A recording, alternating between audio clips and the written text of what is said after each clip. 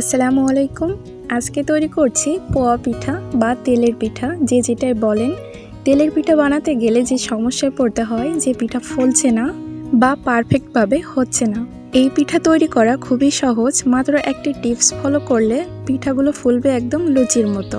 আজকের এই রেসিপি দেখার পর পিঠা বানাতে আর কখনো অসুবিধা হবে না আশা করি।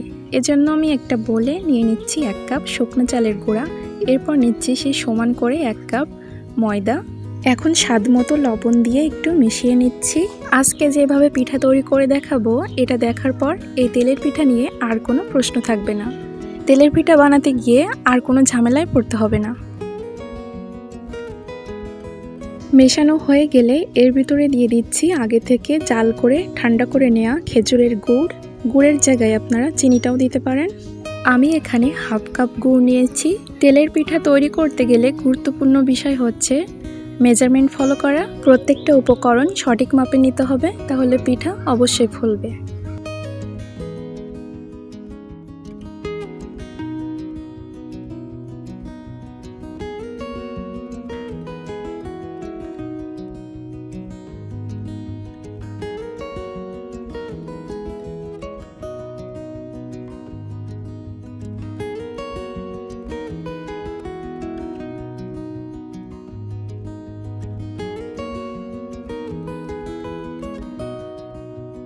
ভালো করে মিশিয়ে নিয়েছি। এখন অ্যাড করব পানি। আমি এখানে 1 কাপ কুসুম গরম পানি দিয়েছি, আর পানিটা আমি গরম করে নিয়েছি যে পাত্রে গুড়টা গরম করে নিয়েছিলাম, এজন্য পানির কালারটা লাল দেখাচ্ছে।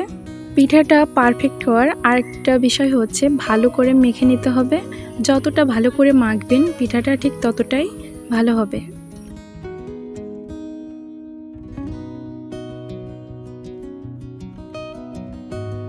পিঠার ঘনত্বটা আমি দেখিয়ে দিচ্ছি, ঠিক এমন হবে।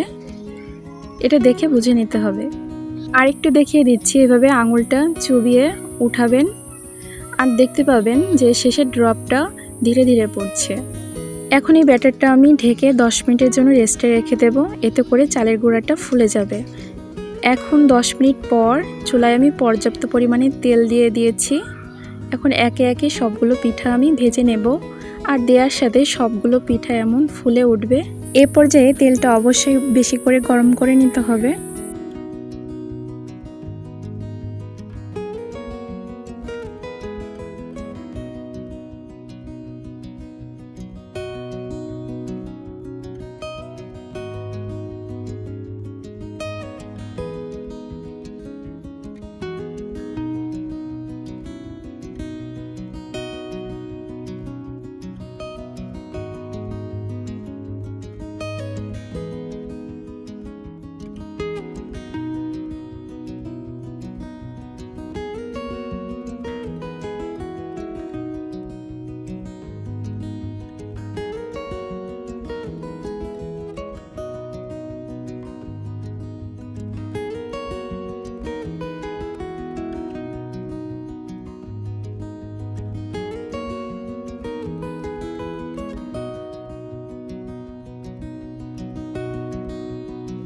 সবগুলো পিঠা আমি ভেজে নিয়েছি, আর প্রত্যেকটা পিঠা এমন ফুলকো হয়েছে। আমি একটা পিঠা আপনাদের ভেঙে দেখাচ্ছি, ভেতরটা কতটা মসৃণ এটা দেখলেই বুঝতে পারবেন। পিঠার রেসিপিটা সহজভাবে দেখানোর চেষ্টা করেছি, আশা করি আপনাদের ভালো লাগবে। ভালো লাগলে প্লিজ আমার চ্যানেলটি সাবস্ক্রাইব করে পাশে থাকবেন। সবাই অনেক অনেক ভালো থাকবেন। আবারও চলে আসবো নতুন কোনো রেসিপি নিয়ে। সেই পর্যন্ত সবাই ভালো থাকবেন, সুস্থ থাকবেন। আসসালামু আলাইকুম।